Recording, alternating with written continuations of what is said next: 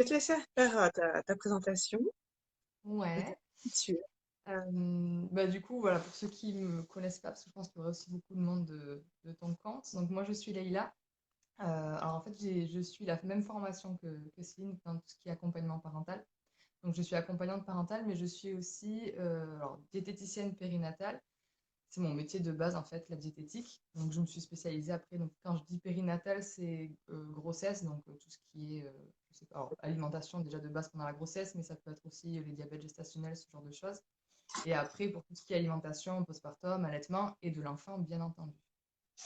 Et je suis aussi doula. Donc voilà, c'est la doula, c'est... Alors, j'ai eu beaucoup de questions justement au live, mais finalement, ça revient toujours à la même question, c'est qu'est-ce que c'est une doula justement? Ah oui, Parce que c'est un mot qu'on ne connaît pas. Généralement, quand je dis oui, je suis doula, les gens ils me regardent genre, quoi? D'où quoi? Qu'est-ce que c'est?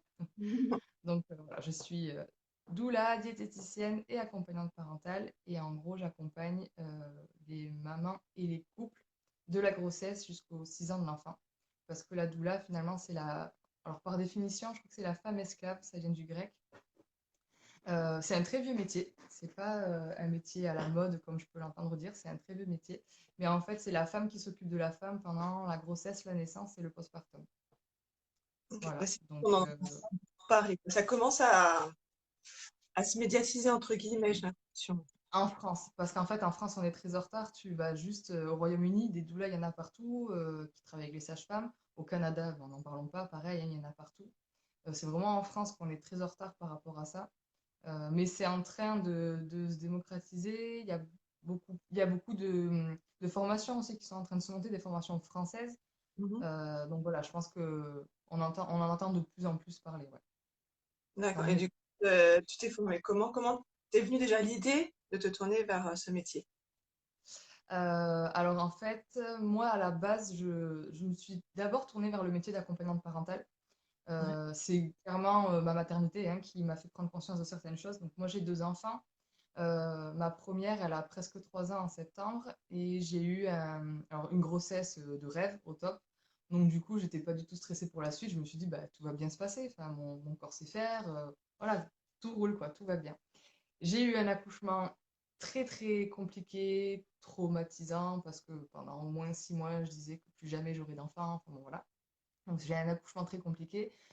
Forcément, ça est suivi un postpartum très compliqué aussi, et j'ai dû faire face, comme de nombreuses mamans finalement, à toutes les remarques, les conseils qu'on peut entendre sur la parentalité.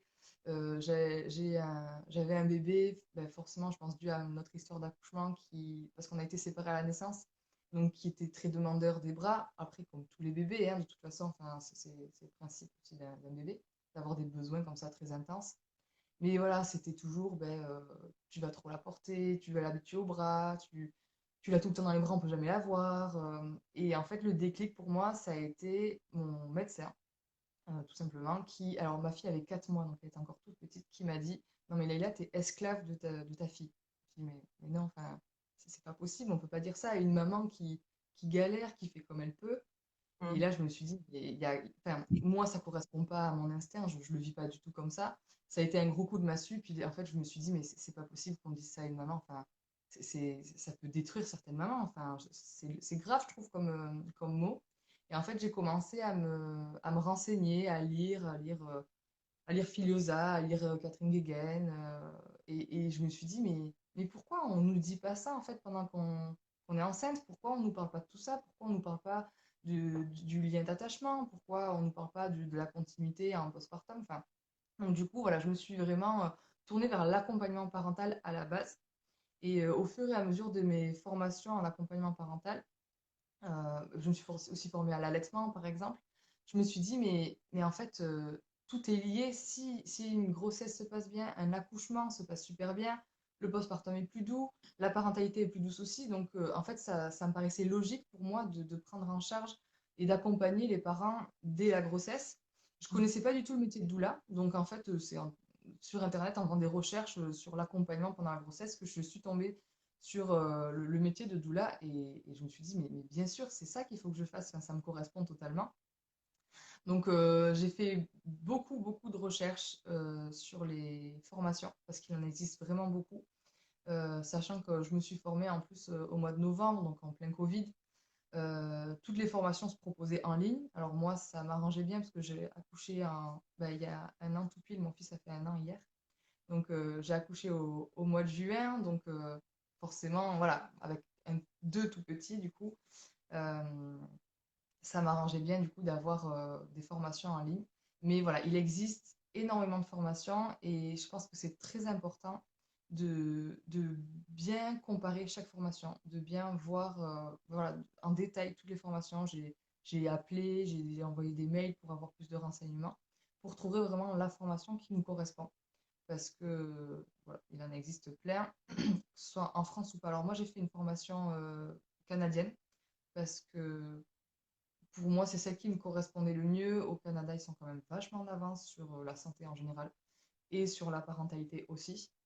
Donc, j'ai commencé par faire une formation de doula postnatale. C'est au début ce qui me paraissait le plus logique par rapport au métier d'accompagnante parentale. Et en fait, j'ai fait d'autres formations après pour me former dans la naissance et accompagner la naissance parce que ça m'a. Enfin, c'était voilà, en fait il me manquait quelque chose en fait à chaque fois dans mes formations, que accompagnement parental il me manquait quelque chose sur la maternité, que doula postnatale il me manquait quelque chose sur la naissance et la grossesse. Donc j'ai fait plein de petites formations comme ça. Je me suis formée avec Karine la sage-femme. C'est quoi, c'est Quantique Mama. Quantiquement. Euh, voilà.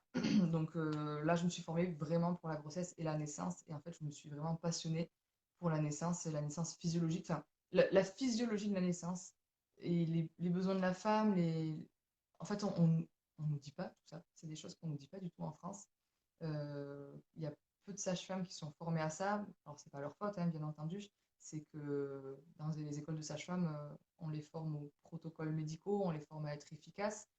Elles sont pas assez nombreuses et ça, elles le revendiquent, hein. Elles veulent être beaucoup plus nombreuses. Une femme, une sage-femme, et ce serait la logique des choses. Mais voilà, donc du coup, vraiment, je me suis passionnée par ça et je me suis spécialisée en fait là-dedans dans la préparation à la naissance et la préparation au postpartum. Ouais. Voilà un peu mon parcours. Mais je te rejoins sur l'accompagnement à la naissance. Comme moi, je me rappelle, ma fille, elle a 12 ans maintenant. Et il y a 12 ans, j'étais pas du tout prête au postpartum et j'étais pas prête non plus à l'accouchement en lui-même. J'ai été suivie dans un grand hôpital parisien longtemps. Et moi, arrivé au 8e mois, je leur pose la question, mais justement, pour nous préparer à la naissance, ça se passe comment? J'ai accouché un mois après quand même. Ah, Ouais. mais en fait, il faut voir une sage-femme libérale. Ah, Ah, on t'avait rien dit. me prévenir, quoi. Je veux dire, j'accouche dans Ils un. proposaient pas de Non, préparation à la naissance? Ah, putain, j'ai eu le c'est droit, bien bizarre, sûr, hein. à une réunion sur l'anesthésie, la péridurale, etc., hein. Mais Bon, ça, on le loupe l'accouchement. pas. Et ouais, donc il a fallu que je trouve une sage-femme, moi toute seule, femme enceinte, à un mois Ouais, au d'accouchement. dernier moment. J'en ai appelé plusieurs, il n'y en avait aucune qui voulait me prendre parce que j'ai accouché un mois après et qu'elle faisait un suivi sur plusieurs séances. Et je pense que je suis tombée sur une sage-femme qui avait son diplôme pas longtemps avant et qui a accepté Mhm. de me prendre, mais sur une journée complète, tu vois. Ah oui, Donc, d'accord.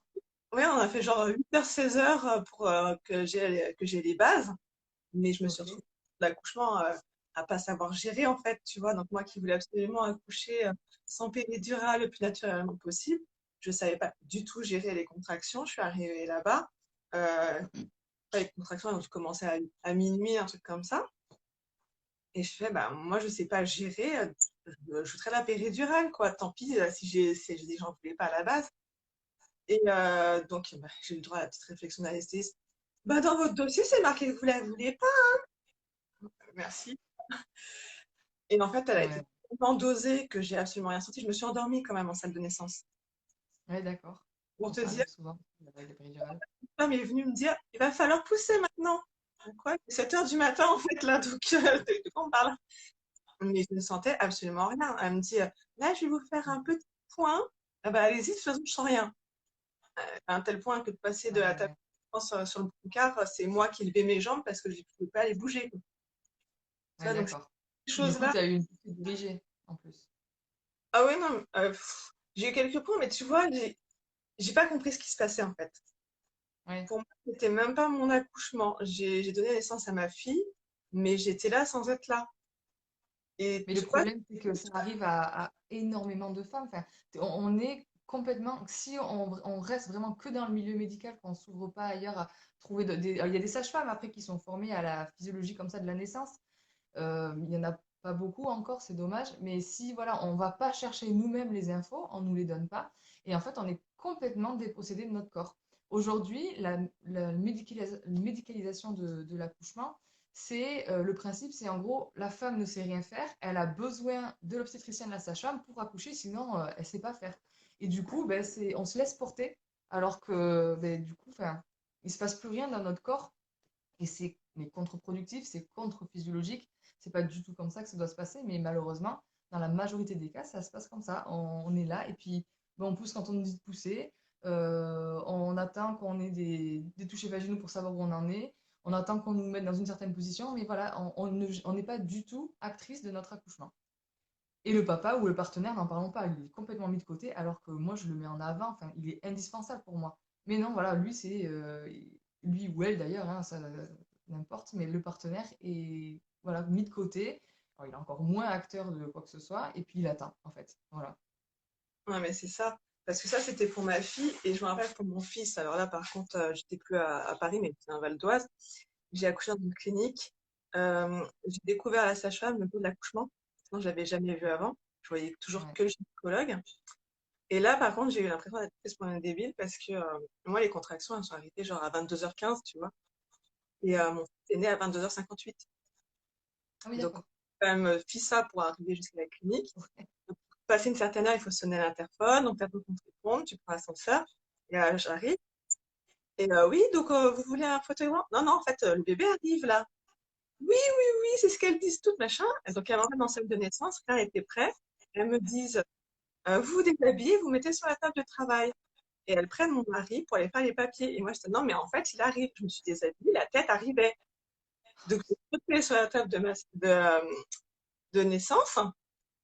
Et en fait, il y en a une qui est arrivée, qui a ouvert la porte et qui s'est rendue compte qu'il y avait la tête. Donc, elle a mis sa main, elle m'a dit, ah, ne poussez surtout pas, rien n'est prêt. Mais, Ben voilà. mais non, mais en fait, si je dis qu'il arrive, quoi. Et après, en fait, je me suis fait légèrement gronder. Et vous n'avez pas senti les contractions avant? Mais en fait, j'en ai pas eu. Ça a été soudain. Ça m'a laissé juste le temps d'arriver, quoi. Et là, je me suis dit, mais en plus, on me prend pour une idiote dans cet Ben, accouchement-là. c'est Mais ça. vous n'avez pas senti. À quel point on fait pas confiance aux femmes, en fait. Non, Tu sens que ça arrive, tu sens c'est ton corps, tu le sais, tu sens que ça arrive, non, on te dit ben non, et en plus on te dit de pas pousser alors qu'il est là. oui, Enfin, c'est non, c'est n'importe quoi. Enfin, voilà, c'est comment foirer un accouchement. La médicalisation de l'accouchement, elle est là pour alors elle est là pour foirer un accouchement. Du coup, c'est peut-être un peu énorme ce que je dis. Bien entendu, la péridurale, par exemple, ça peut être utile quand vraiment on n'arrive plus du tout à gérer. Mais pour moi, il y a certaines conditions à mettre en place pour que la péridurale ne soit pas un frein à l'accouchement. La médicalisation, c'est un frein à l'accouchement. Il faut vraiment le prendre en compte. Je vais me mettre tous les gynécos à dos peut-être, mais c'est un frein à l'accouchement. Et du coup, alors on va te dire, bah, oui, on vous a fait une césarienne, on a sauvé votre bébé. Mais si on nous a fait une césarienne, si l'accouchement s'est mal passé, c'est parce qu'à la base, il y a eu une surmédicalisation. La surmédicalisation entraîne des problèmes et du coup entraîne de nouveau une surmédicalisation pour gérer les problèmes. En fait, c'est la médicalisation, appeler la médicalisation et c'est tout. C'est pas, on sauve pas les mamans parce que leur accouchement se passe mal. On sauve les mamans parce que leur accouchement se passe mal à cause des procédés, des protocoles médicaux. Et ça, c'est hyper important à le prendre en compte parce que quand tu sais ça, finalement, ben, tu vois complètement différemment les accouchements. Et les accouchements à domicile, les accouchements en maison de naissance se passent beaucoup mieux, d'ailleurs. mais là, tu Ouais. vois, je vais te rejoindre aussi là-dessus. C'est que là, j'ai une amie qui a accouché dans la semaine dernière, bah, il y a une semaine. Ils ont programmé la naissance parce qu'en fait, jusqu'à présent, le bébé était en siège. Mais elle Ouais. devait accoucher au mois de juillet. Tu vois, ils ont programmé la naissance 2 semaines avant la date prévue d'accouchement parce qu'elle était en siège. Et est-ce qu'on peut laisser le temps à la personne, au bébé, de suivre leur cheminement? Et effectivement, quand on voit qu'on arrive vraiment trop à la date et qu'il y a un souci, ok. Mais là, je me dis, mais c'était dans le bien-être et le confort de qui? Ouais, ouais. Mais ça existe énormément, ça allait juste même les césariennes programmées parce que pour en gros, hop, voilà, il sort quand je veux, et puis je pousse pas, donc je m'abîme pas tout mon périnée, etc. Hop, césarienne programmée, il y en a plein qui font ça. Mais pour revenir à la position en siège, c'est qu'une variation de la norme. On crée des problèmes où il n'y en a pas. Ce n'est pas un problème, un bébé en siège. Oui, il faut du coup être beaucoup plus, enfin, surveiller beaucoup plus l'accouchement, parce que par contre, voilà, il va falloir surveiller beaucoup plus le bébé. Mais c'est juste une variation de la norme, en fait. Un bébé peut naître en siège, il n'y a pas de souci. Euh, mais le problème, c'est que ben, tout ça, en fait, il y a plein de, de personnel médical qui ne sont pas formés, en fait, à toutes ces variations-là. À partir du moment où ça sort des cases qu'ils ont appris, en fait, pendant leurs études, des normes, c'est un problème. Alors que pas du tout. En fait, enfin, il existe autant d'accouchements différents qu'il existe de femmes, et même une même femme va avoir, à chaque accouchement va être différent. Donc, un bébé en siège, un bébé avec le cordon autour du cou, tout ça, en fait, c'est juste des variations de la norme, mais c'est pas un problème, en fait. Les bébés savent naître, les mamans savent donner naissance. Oui. Et c'est tout, en fait, on s'arrête là. Mm. Du coup. Mais ce que tu dis, ça me rappelle un livre. Alors, c'est un livre, c'est romancé, hein. Je sais on ne rappelle même pas l'auteur. C'est un livre en plusieurs tomes, justement. Et l'héroïne, c'était, c'était pas une sage-femme, parce qu'à l'époque, ça s'appelait pas comme ça. L'histoire, elle remonte à je sais pas quand, hein, tu vois. Et donc, elle raconte son histoire. Donc, elle va accoucher toute seule dans une grotte parce que ça se faisait pas, elle donnait naissance hors mariage, etc. Et elle raconte du coup qu'après, elle a donné naissance, elle a aidé à donner naissance à plein de femmes. Et dans les exemples qu'elle donnait dans le livre, je pense que c'était un livre assez documenté, tu vois. Et il y avait une maman qui voulait accoucher debout et les médecins lui disaient non, ça ne se fait pas comme ça. Alors, on est d'accord, c'est un livre, c'est romancé, etc. Et elle disait qu'elle, justement, elle faisait confiance à cette maman pour accoucher debout parce que c'était cette position-là. Et là, je te retrouve complètement dans le sens où alors, on parlait pour la France parce qu'on est en France, et je ne connais pas comment ça se passe à l'étranger, mais en France, c'est vraiment, tu as l'impression qu'il n'y a que la table de naissance, les étriers, t'éclaires les jambes, point. Mm. Et je trouve Mais ça c'est assez ça. dommage, parce que moi, c'est vrai que j'ai 4 enfants. J'en ai deux qui sont nés bah, vraiment dans la position, les jambes en l'air. Le troisième, la sage-femme me dit mettez-vous sur le côté si vous sentez sur le côté, etc. Mon dernier, par contre, c'était en salle de naissance, mais avec une sage-femme qui m'a suivi vraiment tout au long de la grossesse. J'aurais dû une naissance en maison de naissance. Malheureusement, ça s'est pas passé parce que j'avais des problèmes. Voilà, des problèmes. Elle avait peur d'une hémorragie, mais Ouais. j'étais tellement fatiguée d'avoir été restée debout, etc. Au bout d'un moment, je me suis dit, non, mais là, il faut que je m'allonge, j'en peux plus. Et effectivement, ma dernière naissance, je l'ai donnée dans la position gynécologique. C'est moi Vous qui aviez l'ai. J'étais fatiguée, mais j'avais fait tout le processus avant, tu vois, sur le ballon, debout, à marcher, etc. Et je me dis, là, c'est moi qui l'ai décidé. On m'a dit, ouais, mais là, c'est tu ça. t'allonges, tu C'est ça. t'écartes tu pousses quand on te le dit. Et j'ai vu une telle différence entre mon dernier et on va dire les trois autres que je me dis, mais ce serait à refaire, mais je le ferai encore totalement différemment, quoi. Ah non, mais il faut se faire confiance. Juste avant de revenir sur ça, je vois juste qu'on a un témoignage. Euh, Ma fille aînée était en siège, accouchement par voie basse. Pas simple, mais on l'a fait, elle et moi. Mais voilà, enfin, un accouchement par voie basse, c'est largement possible. Mais voilà, il faut tomber sur des sages-femmes, des cliniques, des maternités qui acceptent en fait de. Moi, pour ma première, pareil, c'était, elle s'est retournée qu'à 37 semaines, je crois. Donc, elle était au début en siège. Et on m'a parlé de faire la version manuelle, sachant que ça reste assez traumatisant pour le bébé, ça peut déclencher un accouchement aussi. Enfin, voilà, avant de me dire, ben, juste, ok, on vous suit en fait dans votre projet de bébé en siège, en gros. On a tout fait pour essayer de la faire retourner, mais voilà, avec des manipulations qui peuvent être traumatisantes pour le bébé à partir du moment où ça vient pas du bébé. C'est traumatisant. Si le bébé décide de rester en siège, c'est pour une raison. Enfin, pour moi, les choses se passent pas juste par hasard. Mais voilà, on m'a parlé de césarienne. Enfin, j'avais été, mais enfin, j'étais pas. Enfin, ouais, j'étais malheureuse parce que, en plus, moi, j'ai une peur bleue de tout ce qui est césarienne. Enfin, bon, comme tout le monde, je pense après, c'est pas agréable, hein, mais de tout ce qui est opération. Mais voilà, moi, j'avais juste beaucoup parlé, en fait, à ma fille. Et c'est sur un fou rire qu'elle s'est retournée. Alors, je l'ai senti passer, mais elle s'est retournée. Et puis, ben voilà, enfin, ça s'est fait toute seule, en fait. Ça a fait toute seule. Mais pour revenir par rapport à la position, ça vient de Louis XIV. la position gynéco, il a décidé qu'il voulait voir ses enfants arriver, en fait, naître. Et du coup, le plus pratique pour voir ses enfants arriver, bah, c'est d'être sur le dos avec les jambes grand écartées. Et comme ça, tout le monde a vu sur tout, quoi. Et en fait, après, ben, tout le monde s'est dit, ben, ok, cette position, c'est hyper pratique pour le médical, pour le personnel médical. C'est beaucoup plus simple de voir le bébé arriver comme ça. Donc, on va la garder. Et ben voilà, c'est des gynécos hommes, généralement, qui ont gardé tout ça, qui ont fait des études prouvant que c'est comme ça qu'il fallait accoucher, etc. Mais moi, quand j'entends ça, je dis juste, ben, réfléchissez quand vous êtes en menace d'accoucher prématurément, qu'est-ce qu'on vous dit? Ben, de vous allonger pour pas accoucher. Pourquoi on devrait prendre la même position pour accoucher? Mhm. Moi, c'est quelque chose qui me dépasse. Enfin, je comprends pas du coup. Pourquoi la position pour pas accoucher et la position pour accoucher, c'est la même? Bien sûr que non. Donc, quand on est allongé, forcément, on a le bassin, il est censé s'ouvrir pendant l'accouchement. Si on est allongé, si on est appuyé en fait sur notre coccyx, sur notre sacrum, tout ça, ça bloque en fait. Le bassin ne peut pas s'ouvrir pour accoucher. Euh, Tout simplement, il y a pas la verticalité, il n'y a pas la gravité, tout simplement, qui appelle le bébé. Enfin, c'est des choses sans faire des études, c'est des choses, moi, qui me paraissent logiques. En fait, un bébé, il doit descendre, il doit arriver. Ben, pour descendre, le mieux, c'est d'être debout, qu'il soit appelé par la gravité. Laisser le corps le plus mobile possible et sans restriction, donc ben, sans pousser où que ce soit, voilà, sans maintenir le bassin. Tout ça, c'est de la logique, en fait. Et je comprends pas que les gynécos n'aient pas cette logique-là. Enfin, Surtout c'est, qu'il voilà. faut bien que pour faciliter avant, il faut que tu marches, que tu aies une activité, etc. Et là, hop, il faut que tu t'allonges pour accoucher.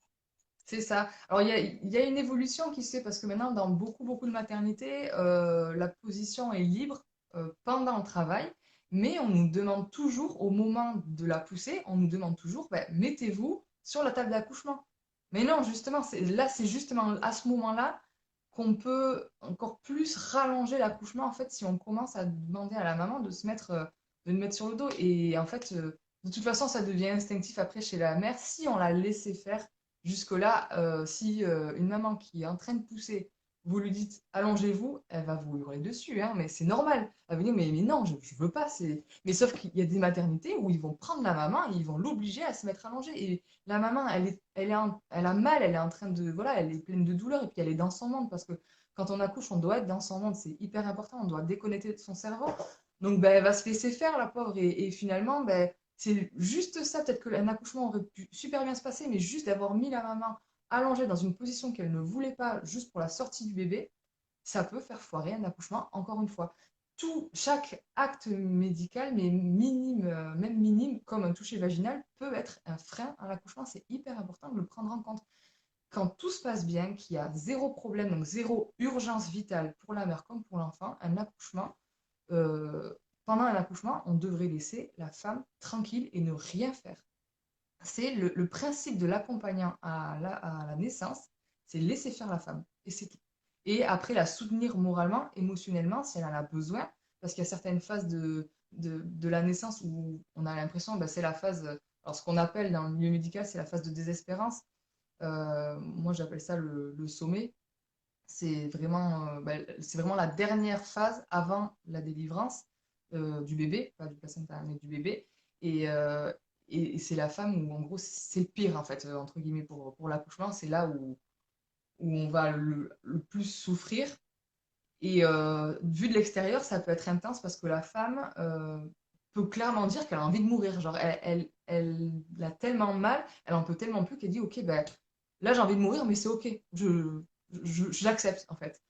C'est là aussi qu'elle peut demander de l'aide, qu'elle peut dire qu'elle a besoin de la péridurale. Et c'est justement à ce moment-là qu'il faut lui dire, mais non, t'es au bout, c'est bon, c'est fini, tu vas le faire, t'inquiète pas. Et du coup, au lieu de dire, bah, ok, on vous met la péridurale, ok, enfin, de paniquer en fait, si on reste calme, si on arrive à accompagner la maman et à la soutenir dans son projet, mais on est sûr que là, ça se passe bien. Mais si on n'est pas au courant de tout ça, si les sages ne sont pas au courant de tout ça, mais forcément, toute autre intervention va être un frein à l'accouchement.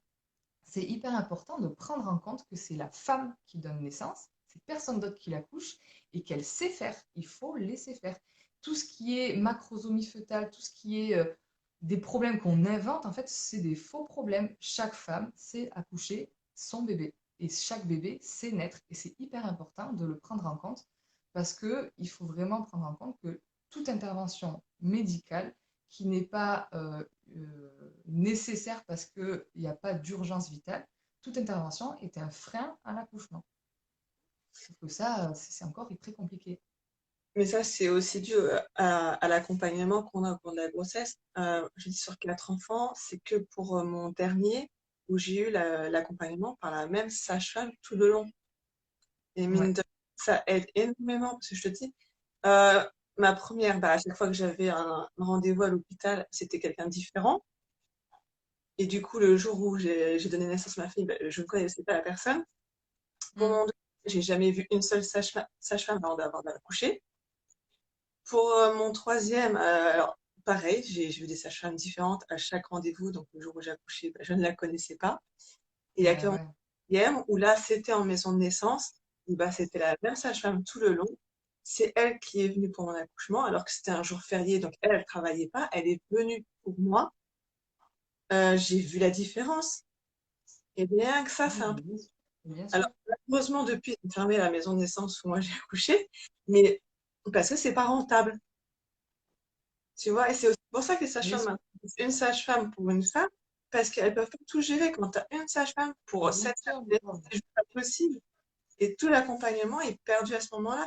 Parce que tu peux pas laisser une future maman faire son suivi, alors plus ou moins bien suivi dans l'accompagnement, je parle pas du suivi médical, mais vraiment l'accompagnement, et la laisser en salle de naissance pendant qu'elle va aider à l'accouchement de quelqu'un d'autre. Elle revient, elle va te faire effectivement un toucher pour vérifier où tu en es. Ah, là, c'est bon, j'ai assez de temps, je peux m'occuper de notre part. Pour moi, c'est comme ça que j'ai ressenti deux de mes accouchements où justement, on me laissait seule, on venait, bon, on fait un toucher pour voir où on en est, on repart. Et c'est toutes ces phases-là qui, pour moi, sont importantes. Qu'après, tu finisses en position gynéco, à la rigueur, bon, c'est embêtant, mais voilà. Mais si tu n'as pas eu tout le bon suivi avant, je trouve que c'est ça qui gâche un petit peu, tu vois. Bien sûr. Un des besoins de la femme pendant qu'elle accouche, c'est de se sentir en confiance. C'est l'intimité, c'est la confiance. Donc, quand tu connais pas la sage-femme, enfin, que tu arrives en fait à la maternité et que tu as devant toi une sage-femme que tu connais pas, c'est déjà compliqué d'être en confiance. Si tu sens en plus que la sage-femme, elle n'est pas du tout là pour toi, qu'elle fait des allées et venues dans la chambre, qu'elle est stressée, qu'elle est speedée, tout ça, ça te met pas en confiance non plus. Donc, ben, c'est aussi là le rôle d'une doula en fait. Une doula, ben, moi justement, j'ai à cœur de proposer un accompagnement dans la continuité, donc le mieux en fait, moi vraiment, ce que j'aime, c'est de rencontrer les parents pendant la grossesse, de les préparer à la naissance, mais voilà, de faire tout un accompagnement pendant la grossesse. Alors, je ne peux pas faire d'accompagnement pendant la naissance parce que les maternités vers chez moi refusent. Non, alors, sachant que normalement, elles n'ont pas le droit de refuser. Une maman est censée avoir, enfin, pouvoir accoucher avec qui elle veut. Mais bon, Covid et tout ça, forcément, c'est la bonne excuse. Mais voilà, moi, j'adorerais pouvoir accompagner les femmes aussi pendant la naissance, sachant que mon rôle n'est pas médical et il est complètement complémentaire, en fait, avec celui de la sage-femme. Il y a beaucoup de sages-femmes en France qui, enfin, moi, je le vois, du coup, quand je me suis installée, j'ai contacté toutes les sages-femmes, il y en a plein qui sont hyper froides à travailler avec des doulas parce qu'elles pensent qu'on leur vole leur métier, mais pas du tout, on a des deux métiers complètement différents. Je ne suis pas du tout dans le médical, moi je ne suis pas du tout formée au médical. Par contre, oui, je suis formée à la physiologie de la naissance. Et en fait, de proposer juste l'accompagnement d'une doula en plus de l'accompagnement sage-femme, de toute façon, c'est aux mamans de choisir, aux couples de choisir avec qui, enfin, qui elles veulent pour être accompagnées. Donc, si c'est une doula, c'est une sage-femme, bah, en fait, elles choisissent qui elles veulent. Et je trouve que du coup, de proposer le choix, c'est aussi important pour la maman. Et pour moi, les sages-femmes et les doulas peuvent et doivent travailler ensemble. Donc c'est compliqué, mais moi je pense que les choses vont avancer parce que comme tu disais tout à l'heure, les douleurs on en entend de plus en plus parler, donc les choses, enfin voilà, les esprits vont s'ouvrir, j'espère, hein, je touche du bois, mais je vois juste qu'on a une personne qui... T'es bien en Alors, fait, et du coup, je vois pas ce qui bien. Attends, j'arrive à lire. Ça doit pas être évident.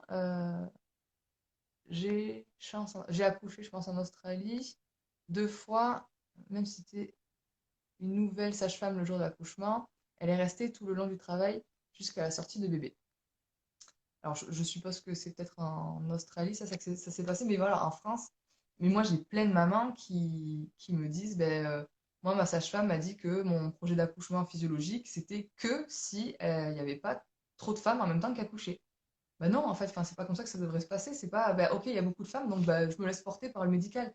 Ben, Mhm. accouche chez toi alors. Enfin, moi, je recommande ça à toutes les mamans. Accouchez chez vous. Il n'y a que comme ça que vous arriverez. Alors, ça fait peur, moi, la première. Hein, je sais que pour mes deux enfants, j'ai accouché à l'hôpital parce que j'avais peur d'accoucher chez moi. Mais maintenant que je connais bien la physiologie de l'accouchement, je l'ai toujours dit, si j'ai un troisième enfant, j'accoucherai à la maison.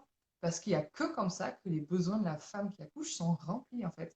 Voilà, d'être en confiance, d'être dans la chaleur, dans l'intimité, dans la pénombre, donc pas avoir tous les bip de l'hôpital, l'odeur de l'hôpital. L'hôpital, ça a une certaine odeur aussi. Tout ça, c'est des choses qui nous coupent, en fait, de notre accouchement, tout simplement, de notre bulle. On est censé vraiment se mettre dans une bulle. Et pour pouvoir se mettre dans une bulle, se laisser porter, on doit être en confiance. Si on a une personne qui est tout le temps en train de faire des allées et venues dans notre chambre, si on nous demande de changer de position pour nous faire un toucher vaginal, mais il n'y a rien de plus désagréable quand tu es en train d'accoucher. Ça fait mal, c'est pas agréable. Et en plus, c'est pas du tout nécessaire. Un toucher vaginal, c'est pas fiable déjà à 100% parce que ça se fait avec les doigts. Hein, donc c'est ouvert à 2, 3, 4, 5. Donc voilà, ça se fait en fonction de l'écartement des doigts. Donc, en fonction des sages-femmes, ça peut être différent. Et c'est surtout qu'un toucher vaginal, ça te donne l'état de ton col à un moment donné. C'est tout, en fait. Et ça ne dit, enfin, ça ne veut rien dire sur le déroulé de l'accouchement parce que tu peux très bien mettre 6 heures pour passer de 0 à 3 centimètres, mais tu peux mettre 1 heure pour passer de 3 centimètres à 10. Donc, ça Mhm. ne veut absolument rien dire. Donc, généralement, maintenant, il y a un toucher vaginal quand tu arrives à la maternité pour savoir où tu en es, savoir si tu es en travail ou pas, en fonction de si elles te mettent en salle de naissance ou pas. Mais ça devrait être le seul. Moi, je le dis aux mamans que j'accompagne, vous refusez les touchés vaginaux. Ça ne sert à rien, ça vous fait mal, ça vous sort de votre bulle. Et même un toucher vaginal peut être un frein à l'accouchement. Donc, et puis ça sert à rien, en fait. Ça dit juste voilà l'état du col à un moment donné et c'est tout, en fait. Donc ça ne donne aucune indication sur le déroulé de l'accouchement parce que chaque accouchement est différent. Mais voilà, c'est des choses encore qu'on... Les femmes n'osent pas dire non. Il faut savoir qu'après, il existe des lois, c'est la loi Kouchner, où on a le droit de dire non à tout ce qu'on veut. On peut nous proposer des actes médicaux, des opérations, n'importe quoi. On nous les propose, on nous présente ce que c'est exactement, et après, c'est à nous de prendre la décision. La loi Kouchner, c'est le consentement libre et éclairé des mamans, enfin des mamans, moi je parle des mamans pour l'accouchement, mais des patients en général. Donc, on a le droit de dire non pour tout, mais absolument tout. On n'a rien le droit de nous imposer. Le problème, c'est que pendant que tu accouches, pour que justement l'équipe médicale arrive à te faire prendre une décision qui les arrange, ils te font peur. Moi, j'ai entendu des mamans me dire, ben, on m'a obligé à me mettre comme ça parce qu'on allait me dire en gros, mon bébé allait mourir si je faisais pas ça. Mais c'est hyper grave de dire ça. Donc ça, ça c'est, ok, ils ont eu le consentement de la maman, mais pas libre et pas éclairé du tout parce qu'ils lui ont fait peur. Et c'est grave qu'on en soit encore là, en fait, que les gens arrivent à détourner la loi. Il existe des lois quand même, enfin, c'est hyper important de prendre en compte les droits de la maman. Mais non, on le détourne encore en faisant peur aux mamans, alors que pour moi, il n'y a rien de mieux que le ressenti d'une maman. En fait, moi, je me focalise que sur ça, le ressenti de la maman. S'il y a un problème, la maman, elle le sait. Si on la pousse à se connecter à son bébé, à être, voilà, à se connecter à soi-même aussi, c'est la maman qui a le bon ressenti. Il n'y a que elle qui peut savoir si les choses se passent bien ou pas, en fait. Mais ça, pareil, il y a Et encore beaucoup de travail. on n'écoute pas vraiment la maman en général. Voilà, Mais pas franchement, du tout. c'est, bah, vous n'avez, bah, mon deuxième, j'ai été arrêtée à 6 mois de grossesse parce que j'avais des contractions et le col dilaté. Bon, le col dilaté, moi-même, je pouvais pas le savoir, mais les contractions, je les sentais pas, tu vois. Je sentais bien que des fois, j'avais mon ventre tendu, mais en étant enceinte. Et moi, 1 mois de grossesse, je fais un peu mes pantalons, donc pour moi, c'était logique, tu vois. Mais bah, vous les sentez pas? Non, j'avais juste le ventre dur, quoi. C'était pas des contractions difficiles. Et là, je me suis dit, mais il me prend encore pour une cruche, celui-là aussi. Et tu te dis, mais il faut faire quoi pour être entendu? Ouais, Et c'est comme à ça. la quand il y a des parents qui te disent, il y a un truc qui va pas chez mon enfant, mais vous rêvez, madame. Il faut apprendre à écouter, quoi. Je veux dire, c'est nous qui Ouais, connaissons complètement. le corps de notre bébé, donc on est amen, on est les premiers justement à pouvoir dire il y a un souci ou pas. Et, je sais pas, Non, non, j'ai mais c'est impressionnant. On n'écoute pas du tout le ressenti de la maman et j'en ai fait les frais aussi. Enfin, j'ai mon dernier, du coup, mon fils qui a un reflux gastro-œsophagien pathologique parce qu'il a une malformation, enfin bref. Mais il a 1 an, on lui a fait un examen la semaine dernière. Donc pendant 1 an, il a fallu qu'on se batte pour qu'on nous prenne au sérieux. Alors oui, on le mettait sous Inexium, mais ça fonctionnait pas. Inexium, enfin, il est tout le temps en train de vomir. Cet enfant, on le suit à la trace, le pauvre. Mais et la nuit, du coup, forcément, il hurle parce qu'il a mal, enfin, ça le gêne. Mais j'ai un gastropédiatre, en plus, je m'étais tournée quand même vers, a priori, des spécialistes, qui m'a dit, non, mais je pense qu'il fait des caprices la nuit. Pardon. Alors, en plus, me dire ça à moi, voilà, des caprices, il avait quoi? Il avait 9 mois. Caprice à 9 mois la nuit, enfin, non, on est d'accord que ça n'existe pas dans tous les cas, les caprices. Mais Mm. là, enfin, un bébé qui hurle, je le sentais, qu'il hurlait de douleur. Enfin, un bébé qui hurle à ce point-là, c'est pas normal. Je me disais, mais non, mais il hurle. La seule chose qu'elle a réussi à me dire, c'est, mais regardez, pendant toute l'heure du rendez-vous, vous l'avez gardé dans les bras. Moi, j'aurais pas pu. Je te demande pas ton avis déjà. Et puis, ben, si je le gardais dans les bras, il était fatigué, il pleurait. Enfin, c'était aussi par commodité pour qu'on puisse s'entendre avec la pédiatre. Enfin, bon, bref. Mais il a fallu que je me batte. Je crois que j'ai changé 6 fois de pédiatre pour que quelqu'un, enfin, me prenne au sérieux et me dise, OK, c'est pas normal. Vous sentez qu'il hurle la nuit. Et en fait, ce qui a un peu aidé, c'est que Léo a vomi sur la table du médecin. Elle dit, ah bon, mais c'est tous les jours comme ça? Je dis, bah ouais. Ah, mais c'est que ça doit être sérieux. Bah oui, ça fait 1 an que j'essaie de le dire. Enfin, voilà. Mais, et encore une fois, au lieu de prendre en compte mon ressenti, quand je disais mon bébé il hurle de douleur, on me disait non, c'est des caprices. Mm. Enfin voilà, les gens, en fait, j'ai l'impression que c'est pas possible. Je pense que quand on fait médecine, on nous enlève, il y a un cours pour nous enlever l'empathie. C'est comme ça que ça se passe, c'est pas possible. Mais ils sont enfermés dans leur petite case de médecine, là, de ce qu'ils ont appris, et ils en sortent pas. Ça rentre pas dans leur case, ah ben non, c'est pas possible. Mm. Mais les enfants ne sont pas des robots, les femmes, on n'est pas des robots non plus. Tous les enfants sont uniques, tous les accouchements sont uniques, chaque parentalité est unique. Enfin, c'est important du coup de prendre en compte le ressenti de la maman. Une maman est connectée à son enfant. C'est important de le prendre en compte. On a ce sens-là justement voilà, de ressentir complètement notre enfant tout entier. Donc pour moi, il n'y a rien de plus juste que les paroles d'une maman, même pendant une grossesse en fait et encore plus pendant un accouchement. Mais ça, il faut se battre, enfin, c'est pas normal. Enfin, voilà, moi, je suis formée à tout ça, donc ben, ça m'a donné des clés pour me battre, mais changer 6 fois de médecin, il y a plein de mamans qui ont pas envie parce que ben, on a envie de faire confiance aussi, on a envie d'être aidé, d'être accompagné, et c'est hyper compliqué. Enfin, des pédiatres, des bons pédiatres, j'en connais pas beaucoup, hein. Franchement, s'il y en a qui nous regardent, les gars, formez-vous comme il faut, s'il vous plaît, écoutez les mamans. Vraiment, c'est important, je vous assure. Il y a aussi le truc que ce soit la maman. Parce que je pense qu'il y a des choses qui se permettront pas forcément avec le papa. La maman, on passe Tu toujours crois? pour la maman poule qui écoute trop ses enfants. Moi, je vois Ah, avec tu ma crois? Je sais pas. pense, parce que tu vois, ma fille, par exemple, quand elle avait 1 an et demi, elle était malade, elle était, je dis pas bien, c'est pas bien, je veux dire, température, elle restait sur le canapé toute la journée à rien faire. Un enfant de 1 an et demi, Mm. c'est pas ça normalement. Donc, premier jour, je la vois comme ça, je vais quand même chez le médecin. Donc, je suis pas quelqu'un qui va chez le médecin tout de suite, mais justement, connaissant ma fille, je me suis dit, il y a un truc qui va pas. Oui, bah non, elle a rien. Peut-être quelque chose aux oreilles, mais comme c'est que le début, voilà. Ok. 2 jours après, je revois un médecin. Ou bah non, peut-être une rhino. Ok. Après, ça arrive pendant le week-end, donc j'appelle SOS médecin. Non, non, elle a juste une rhino. J'ai mis un mercredi matin aux urgences pédiatriques. Elle avait une pneumopathie. Donc en fait, quand une maman vous dit que son enfant ne va pas bien, qu'il n'est pas dans son état normal, écoutez-la. Non, non, mais bien sûr, mais c'est ça, ouais, t'as raison, hein. On a perdu Mais une. Et ce serait un papa, je suis persuadée qu'on l'aurait pris autrement.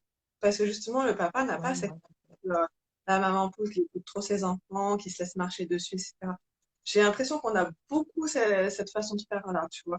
C'est comme dans mes ateliers d'accompagnement, j'ai eu que 2 papas sur plus de 10 participants, tu vois. Et les papas étaient. Ouais, moi, pareil Parce dans que mes ateliers, ouais. c'était pas le papa tout seul, c'était le papa accompagné de la Oui, maman. bien sûr. Moi, Et pareil, ouais. ce regard de, oui, la maman qui écoute trop ses enfants et le papa, le tiers séparateur, le grand coq qui veille sur sa famille, tu vois. Et je pense que ça joue aussi beaucoup.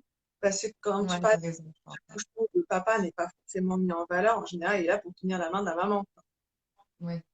Tu vois, Oui, j'ai l'impression qu'on est encore beaucoup à ce stade-là où justement le oui, papa, oui, non, mais t'as raison, ouais. moi je me rappelle de mes cours de psychologie quand j'étais en formation d'éducatrice, on était beaucoup avec Freud, voilà, tous ces trucs-là.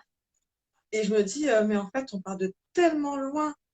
Avant, c'était qui les mères de la famille? C'était ok le papa parce qu'il travaillait et qu'il ramenait l'argent à la maison, mais c'était la maman qui faisait tout en fait. Donc c'était elle la vraie chef de famille. Et on est resté sur le patriarche qui veille sur sa famille parce qu'il ramène de l'argent. Point. Ben non, il y a d'autres choses. Mais après, tu vois, si tu vas chez le médecin, que du coup tu vas en couple, tu amènes ton enfant chez le médecin. Moi, ça m'est arrivé une fois, c'est à la maman hein, que le médecin va s'adresser. Hein. Il va pas s'adresser au papa non plus. Hein. Comme si le papa, il connaissait rien en fait. Enfin, qui était plus. Enfin, alors que c'est fini tout ça. Maintenant, les papas sont hyper investis avec leurs enfants et ils sont investis. Moi, là, c'est quand c'est hier, je discutais avec une maman que j'accompagne et j'ai jamais vu, alors du coup ça fait chaud au cœur, mais j'ai jamais vu un compagnon aussi investi qui veut vraiment s'investir dans la naissance. Et moi, quand je fais des préparations à la naissance, je demande vraiment aux mamans, mais venez avec votre partenaire parce que c'est hyper important. Il a un rôle indispensable dans la naissance. Pour moi, un enfant, on le fait à deux. La grossesse se vit à deux, mais du coup, la naissance se vit à deux aussi. Et un enfant s'élève à deux. Enfin voilà, c'est une famille en fait. Pour moi, c'est le principe d'une famille. Et chacun a son rôle et tout le monde est à pied d'égalité en fait. Pourquoi un papa ne pourrait pas porter? Moi, je me suis entendue lui dire des trucs. Ah bon, mais il porte les enfants. Oh là là, c'est ces hommes du 21e siècle. Mais non, enfin, c'est un papa quoi, c'est tout. Enfin, voilà, ben ouais, moi, mon compagnon, il porte ses enfants, il joue avec ses enfants, enfin, il s'occupe d'eux quoi, normal. C'est un papa en fait. Ben oui. Mais t'as raison. Enfin, on est beaucoup trop encore dans une société patriarcale, ça c'est sûr. Hein. Et généralement, quand on parle enfant, on parle à la maman et on va te demander, et le papa, il aide? Ben non, c'est un papa, quoi, c'est juste ça. Enfin, voilà. Ah ouais, non, non, non. Bah Mais il y a après, du boulot. pense que ça a évolué quand même parce que moi, Oui. avec le portage, maintenant j'ai beaucoup de papas qui viennent et Ouais, qui ont vraiment envie en fait. ouais, ça c'est fait. J'ai des papas qui viennent à reculons. Hein. J'en ai eu Non, non. un seul hein, qui n'était pas du tout convaincu. Au bout de 2 heures, il est reparti avec le mode de portage qu'il voulait absolument pas à la base. Mais ils viennent, ils sont contents, je les vois, ils sont contents de vouloir porter en fait. Parce que c'est comme si tu leur avais pas donné l'occasion avant de prendre cette place-là en fait. Et je pense Ouais. que c'est Mais après, c'est. la grossesse certainement que ça se joue aussi parce que de pouvoir dire le compagnon, la compagne est là. Les Ouais. rendez-vous pour le suivi de grossesse, c'est la future maman. Mais Je veux en dire, plus, là, avec le Covid, les papas, enfin, les partenaires ont été complètement évincés, les pauvres, parce que moi, je me rappelle, il a fallu que pour ma T3, je crois, donc les coups du troisième trimestre, que je la fasse en visio, quoi, avec mon compagnon. Donc en plus, bon, là, c'est très particulier, mais je pense qu'on en a encore pour un petit moment quand même de tout ça. Mais voilà, à chaque fin, je trouve ça tellement débile que les papas puissent pas être là. Il y a des mamans qui ont accouché seules pendant le Covid sans leur conjoint. C'est débile. De toute façon, elles étaient juste avant avec leur conjoint, juste après, elles seront avec leur conjoint aussi. Pourquoi le conjoint ne pourrait pas être là? Enfin, ça a été mais vraiment affreux pendant le Covid et j'ai pas compris. Et c'est là justement que je me suis dit, mais il y a encore beaucoup de travail parce que c'est même pas normal que ça, je sais pas, que les gens aient cette idée-là en se disant, bah, les papas, enfin, les papas, les partenaires, on va les mettre de côté parce que Covid. Mais non, pas du tout. Enfin, ça devrait même pas traverser les esprits. Et c'est là que je me suis dit, mais il y a encore énormément de travail. On se rend pas compte du rôle indispensable que le partenaire peut avoir. Et très souvent, moi, alors que ce soit un doula comme un accompagnant parental, c'est que des mamans qui prennent rendez-vous. Et très souvent, alors il y en a qui me disent, bah, avec mon conjoint, ma conjointe, voilà. Enfin, je dis mon conjoint parce que j'ai jamais eu de couple homosexuel pour l'instant. Mais du coup, voilà, c'était oui. Alors soit c'est oui, ben, il est investi aussi, ça l'intéresse, il veut être là, on prend un rendez-vous à deux. Sinon, c'est ben, j'aimerais bien que mon conjoint soit là parce qu'on n'a pas du tout la même vision des choses et j'aimerais bien que, en gros, vous le fassiez changer. Mais tout le temps, et pour les préparations accouchement, très souvent, c'est des mamans qui disent, ben, je le fais pour moi, j'en ai besoin. J'aimerais bien que mon conjoint soit là pour qu'il se rende compte de comment ça se passe. Et finalement, quand je fais la préparation accouchement, et que bah, du coup, il y a toute une partie où je ne m'adresse que au partenaire parce que ben voilà, il a un rôle indispensable. Et en fait, ils ouvrent les yeux, enfin, ils disent, ah ouais, mais je ne savais pas que j'étais indispensable comme ça. Donc, c'est clairement aussi la faute de notre société qui est encore archi-patriarcale et qui ne met pas en avant les papas. On leur donne encore une place, même ils aimeraient avoir une autre place. Non, on les enferme pareil encore dans des cases de presque t'attends dans le couloir que ta femme elle accouche et puis t'arriveras après quoi. C'est encore très compliqué. Enfin, dans les préparations accouchement classiques faites par les sages-femmes, il n'y a qu'un rendez-vous où le papa est là, quoi. Oui. Moi, la préparation à la naissance demande que le papa soit là tout le temps parce que ben, c'est important que la femme connaisse sa physiologie pendant l'accouchement, qu'elle connaisse ses besoins, etc. Mais c'est encore plus important que le papa, enfin, que le partenaire la connaisse aussi pour savoir comment accompagner au mieux sa compagne. Puis il y a le regard sur l'accouchement en lui-même. C'est souvent des femmes qui t'accouchent, quoi, qui t'aident Ouais. à accoucher. Mais moi, je sais que mon frère et moi, on est nés par césarienne. Et mon mari a assisté à tous les accouchements, sauf un où il arrivait juste après, le pauvre. Mais ma mère m'a toujours dit, mais j'aurais pas pu accepter que ton père soit là. Et Ouais, il y a des en fait, femmes comme ça. il a été là pour concevoir l'enfant à la base. Donc, il a été là pendant tout le temps de la grossesse, il va être là tout le temps après. Donc, à ce moment-là, il serait pas là. Tu vois, et il y a aussi ce regard faussement pudique sur Ouais. l'accouchement, parce que évidemment, c'est une jeune personne qui liait une sage-femme, un anesthésiste, un médecin. Des fois, je sais qu'il y a des accouchements où il y a quand même plusieurs personnes, mais en fait, normalement, c'est les parents et le bébé. Ouais, mais bien sûr. Comment quelqu'un pour aider s'il y a besoin, mais réellement, il y aurait besoin que de ça. Et Mais quand c'est ça, le premier accompagnement à la naissance, c'est le partenaire, quoi. C'est Hum, tout, en fait. Et les autres sont là pour aider. Et normalement, le rôle d'une sage-femme, c'est de se tenir à l'écart, d'observer. Elle est censée se mettre en observatrice. Du coup, le partenaire est censé être bien informé sur tout ça pour savoir comment accompagner, comment motiver en fait sa compagne.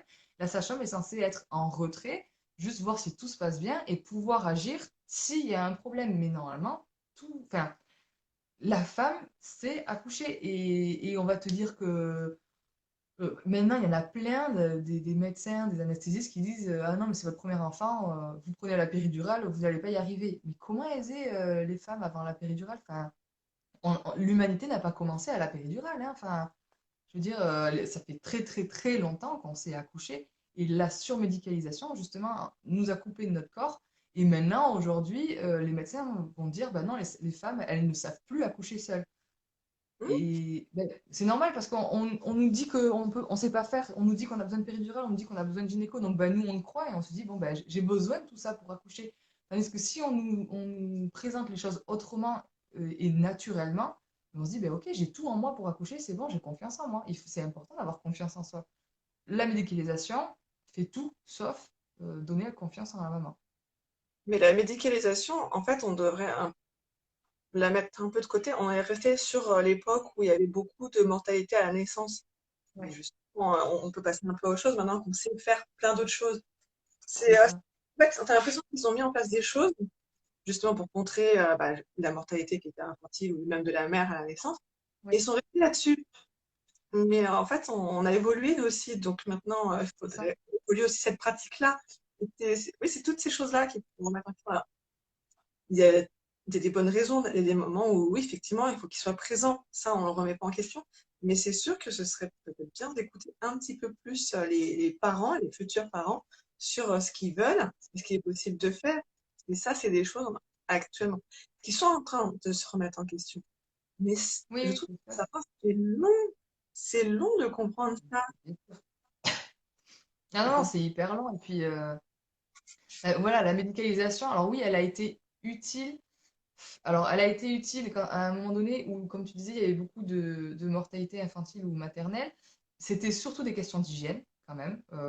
Maintenant, bah, parce que, par exemple, des fois, quand le placenta sort, mais qu'il sort pas entier, bah, forcément, derrière, après, voilà, ça entraîne des complications. Maintenant, il y a tellement de... Enfin, on est tellement surveillé pendant la grossesse qu'on sait, de toute façon, quand il y a un problème. Donc, ben voilà, ça enlève plein de choses en moins. On sait surveiller un placenta, par exemple, quand il sort, on sait surveiller une hémorragie. Tout ça, il y a des choses maintenant qu'on gère parfaitement. Donc, comme tu disais, alors voilà, je ne suis pas contre la médicalisation, je suis contre rien d'ailleurs, j'aime pas dire que je suis contre quelque chose. La médicalisation, elle est utile quand il y a un souci. Mais sinon, la surmédicalisation, elle est inutile et c'est même un frein à l'accouchement. Et comme je disais tout à l'heure, finalement, il y a beaucoup aujourd'hui de césariennes, par exemple, qui sont faites parce qu'il y a eu une médicalisation trop importante de l'accouchement qui a entraîné un frein à l'accouchement et forcément plein de problématiques derrière avec une urgence fétale, etc. Mais si on laisse faire les mamans, finalement, tout ça, on n'a pas besoin d'intervenir. Enfin, voilà, la médicalisation devrait être là juste quand il y a une urgence fétale et c'est tout, mais intervenir que à ce moment-là. Et comme je le disais tout à l'heure, une médicalisation, c'est ne serait-ce qu'un toucher vaginal. Un toucher vaginal, ça, c'est un protocole médical qui est un frein à l'accouchement. Et tout ça, c'est des choses inutiles. Surtout qu'en plus, on peut le savoir soi-même où on en est. Enfin, il suffit de se faire une auto-exploration, en fait. Enfin, c'est très simple à faire. Mais pareil, tout ça, on ne nous le dit pas. Donc, voilà, comme tu disais, on mélange tout. On reste avec des protocoles anciens où il y avait une mortalité infantile ou maternelle beaucoup trop importante parce que il y avait des choses qu'on ne maîtrisait pas. Maintenant, on maîtrise énormément de choses et on pourrait justement être alléger en fait les accouchements en termes de médicalisation. carrément. Mais après, il y a aussi le souci du confort. Je dis pas que c'est tous les soignants, et je pense pas que ce soit vraiment les sages-femmes en elles-mêmes, puisque justement, elles sont pas assez nombreuses. Mais ce confort de certains médecins, justement, de se dire, voilà, si je fais un accouchement tel jour, et ben, je suis tranquille. Quoi, moi, j'ai déjà entendu, hein, c'était il y a quelques années, mais j'ai déjà entendu des médecins qui programmaient des accouchements pour les déclencher ou par césarienne, parce qu'ils avaient leurs vacances. Mais je l'ai entendu il n'y a pas si longtemps que ça, hein. Moi, Euh, j'ai entendu, ça fait pas longtemps que je suis lancée et j'ai une maman qui me l'a dit, hein. Maintenant, bah, tu vois, alors moi, c'est quelque chose que je me dis il y a plusieurs années, et je me dis, mais là, c'est quand même embêtant. Non, si tu dois partir en vacances, il y a quelqu'un d'autre qui viendra, quoi. C'est pas la fin du monde. Mais Non, mais pourquoi tu voudrais faire un déclenchement? Parce que moi, je sais que ma première, il mais voulait parce qu'il y a un aspect financier derrière, hein, faut pas se leurrer, hein. En clinique privée, on te demande, quand le bébé est là, on te demande de serrer les fesses pour appeler le gynécologue pour qu'il puisse toucher son chèque parce que c'est l'obstétricien qui doit accoucher alors qu'on n'a pas besoin d'obstétricien. Enfin, faut se dire qu'un gynécologue obstétricien, ça reste aussi un chirurgien. C'est comme si, je sais pas, moi, quand tu te faisais une entorse, tu allais voir direct le chirurgien. Ben non, enfin, t'as pas besoin d'un chirurgien pour une entorse, quoi. Enfin, voilà, mais du coup, ben, c'est juste une question de pognon aussi qu'il y a derrière. Enfin, il y a ça à prendre en compte aussi, hein. Ouais, mais ça, bah, pour mon deuxième, donc j'ai accouché rapidement. La sage-femme a quitté la salle. C'est le médecin qui est venu pour me faire mes deux petits points de suture. Je l'ai vu, Voilà. ok. Je pense que la sage-femme, elle aurait pu faire la même, puisque moi, j'ai déjà eu des sages-femmes qui me l'ont fait. Donc, Non, mais bien sûr. mais je me suis dit, il est venu me faire deux points, juste deux points. Et il est reparti comme si il m'a même pas parlé. Il m'a juste dit, ça risque de faire mal. Bah, oui, forcément, j'avais pas de péridurale, donc. Mais c'est tout ce qu'il m'a dit. Ouais, non, mais voilà. On a Il passé y en trois a minutes. plein, hein. Mais le problème, ça, c'est le problème des cliniques privées, c'est que, ben, que pour que tout le monde touche son petit chèque, il faut qu'ils interviennent, juste 3 secondes s'il faut, mais il faut qu'ils soient présents pour le moment de la naissance, pour le moment des soins. Enfin, voilà,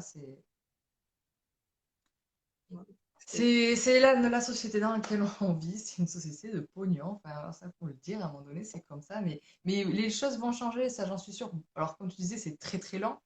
Mais c'est en train de changer déjà, enfin, parce que les femmes, mais parce qu'il n'y a jamais eu autant de demandes d'accouchement à domicile aussi. Le problème, c'est que je crois qu'en France, les sages-femmes à domicile, elles sont 70, 80 grands max, un truc comme ça, c'est que dalle. Il n'y en a pas beaucoup. Par chez moi, il n'y en a qu'une.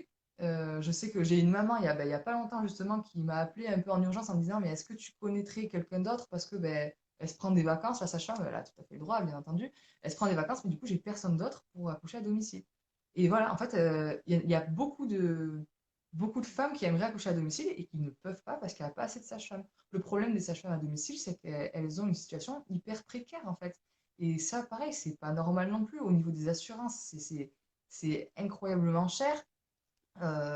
Et puis même, elles ont, enfin, elles ont tout le temps le milieu hospitalier qui leur tombe sur le dos. Enfin, elles ont vraiment voilà, une situation hyper précaire, les pauvres, et c'est hyper compliqué de se faire une place. 80 sages-femmes dans toute la France, c'est pas possible. Et tu vois, pourtant, moi, pour mon année, j'ai accouché en maison de naissance. Dans le Val d'Oise, c'est quand même un gros département. Ils les ont fermés parce que c'était pas rentable. Et la sage-femme était toute seule. Donc Ouais, forcément, elle ouais. ne peut pas aider plusieurs personnes à accoucher en même temps, vu qu'elle est là tout le long du processus. À la base, elles étaient deux pour 5 salles, je crois. Bah, s'il y a 5 femmes qui accouchent en même temps, elles peuvent pas. Donc c'est logique, hein, Non, ouais. Elles peuvent pas se doubler. non, non, mais c'est ça. Ils l'ont fermée depuis parce que c'est pas rentable. Alors, en même temps, c'est logique. Étant seule, elle peut pas accepter plus de femmes. Donc forcément, elle peut pas accoucher plus de femmes et faire plus de chiffres. C'est mathématique. Et ça, ils n'avaient pas compris qu'en mettant d'autres sages-femmes avec elle, il y avait d'autres femmes qui pouvaient accoucher et donc plus d'argent qui rentre. Et Mais bien c'est sûr. parce qu'il y avait un étage complet pour la maison de naissance. Mm. Et là, tu te dis, mais je sais pas, c'est quand même pas compliqué à réfléchir, de se dire, bah, tu mets une ou deux sages-femmes en plus, ça va tourner et du coup, ça va rentrer dedans, quoi. Il y a des choses, Oui, tu oui, te dis. non, bien sûr. Et effectivement, comme elle fait tout l'accouchement avec la maman, elle peut pas en prendre deux en même temps. C'est logique. Alors après, maintenant, il y a des compromis. Il y a beaucoup de plus en plus de maternités qui mettent en place des salles nature. Il y a les plateaux techniques aussi. Les plateaux techniques, du coup, normalement, alors c'est en milieu hospitalier, mais du coup, c'est en fin de grossesse, tu es suivi par une sage-femme et c'est elle qui vient au moment de ton accouchement en plateau technique. Donc, c'est une sorte de salle nature aussi. Il n'y a pas de péridurale, il n'y a rien, il n'y a pas de médicalisation. Tu donnes naissance avec la sage-femme qui t'a suivi et si tout se passe bien, normalement, tu rentres chez toi dans les heures qui suivent. Donc, c'est un compromis aussi, mais bon, pareil, il n'y en a pas partout des plateaux techniques. Pareil, par chez moi, il n'y en a qu'un seul à 1 heure de route d'ici. Donc bon, voilà, il faut aussi s'organiser. Enfin, toutes les mamans ne peuvent pas le faire. Mais non, il manque énormément de moyens pour que les femmes puissent accoucher comme elles le souhaitent, en fait. C'est juste ça, en fait. Et s'ils réfléchissaient bien, ce serait plus rentable de le faire comme ça. Comme moi, je sais que je voulais sortir après l'accouchement, on est obligé à rester les 3 jours. Et encore, il a fallu que je prouve que la sage-femme viendrait chez moi après, avec le système du Prado.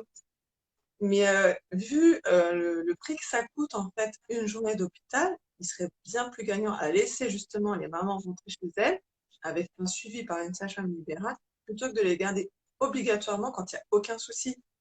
Et ça, c'est pareil. Si, mais c'est une question de logique. Et a priori, on n'a pas de logique. Et je vois le temps qui passe et que ça va bientôt couper. Oui, Mais voilà, je laisse le mot de la fin avant que ça coupe. Ça, c'était super intéressant. En tout cas, merci. ouais, non, mais avec plaisir. Et non, mais moi, je suis sûre, comme tu disais, ça va. Voilà, les choses sont en train de changer, mais c'est beaucoup trop doucement. Et si déjà on mettait en avant justement les sages-femmes, je pense que déjà ça changerait beaucoup de choses. À le problème de base, de toute façon, c'est les études de sages-femmes, ce qu'elles apprennent. Donc, c'est pas leur faute. Je mets pas du tout la faute sur les sages-femmes, mais en fait, si déjà à la base les choses étaient différentes, tout serait, tout serait différent, de toute façon. Mais il y a encore beaucoup de travail à faire sur ça. Mm. On y croit. Et on y croit. En tout cas, merci beaucoup, Leïla, que vous pouvez retrouver sur Ben, merci à toi. leïla.parent-douceur. Ben, merci à toi. Et si vous avez des questions, même pour les gens qui vont revoir le live, voilà, si vous avez des questions, mettez-les en commentaire ou après en message privé. Moi, toujours avec plaisir que je réponds aux questions. Ah, merci beaucoup. Bonne journée. Merci à toi. Salut.